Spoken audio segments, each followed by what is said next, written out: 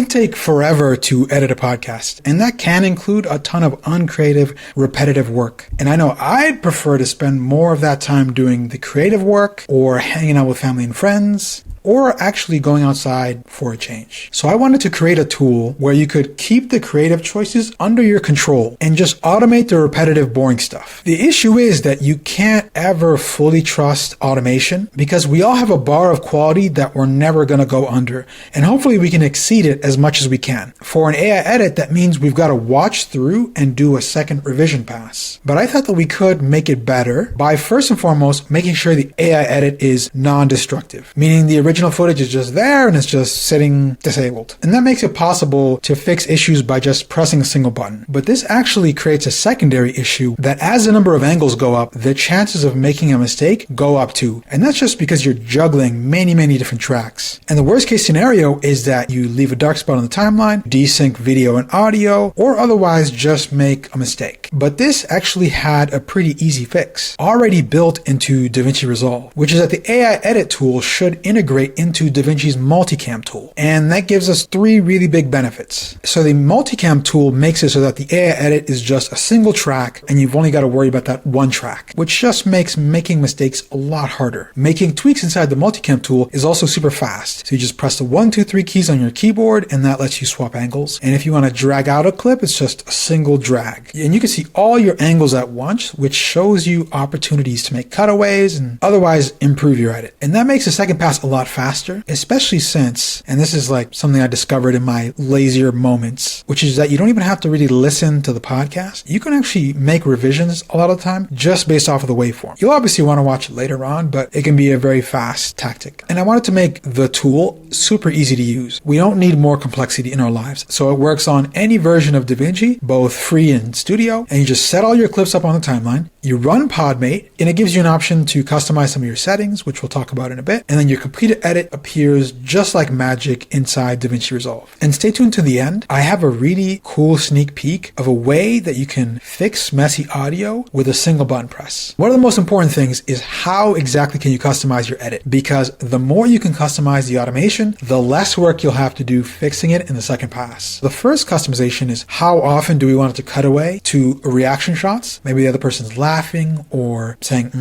yeah, So you can dial that all the way up so you can have more and more of these cutaways, or you can dial back down so that the edit is a lot more slow paced. The other big customization is how often do we want it to cut to wide cam or split cam. So you can start off with no cutaways to wide cam. You can have a few of them, or you can have a lot more. And these will always be centered around either the two people talking back and forth very quickly, or maybe they're talking over each other, or one person's laughing, the other person's talking. So they'll always be grounded in an actual moment, an actual opportunity. You can just have more of them or less. Now, here's a sneak peek I wanted to show you, which is a way that you can fix noisy audio with a single button press. Messy audio can just take a huge amount of time to clean up, and that can be from a fan, someone eating, dog barking, chewing gum, God forbid. But a super effective first step has always been to mute non-speech audio, just to keep the speaking segments and just mute everything else. The benefit of that is that the person who's speaking's voice can drown out their own background sounds. And unlike auto-gating, which is an automated way to do this, muting won't cut out quiet speech and is also reversible. You can just bring audio back with a single button press. The issue is that this process is about as time consuming as you can possibly imagine. And so this is something that's prototyped inside Podmate, which I wanted to show you. It can now mute non-speech audio. Just like I said, reversible, you can just bring back disabled audio clips. You probably can imagine muting and unmuting clips is a very jarring thing. And a lot of us agree that the audio is the most important part. Not everyone is even going to watch the podcast, but everyone is going to be listening to it. And so I thought it'd be interesting if I could try to fade in and out the audio clips automatically. And this is actually something I was able to do. So just fading in the audio gradually and fading it out gradually, which just gives you like a really great, buttery smooth listening experience. This tool is going to help save a ton of time on each podcast edit, and you can actually try it out right now for free. There's also a special spring 15% off deal, and the link below has all the details. Thanks for watching.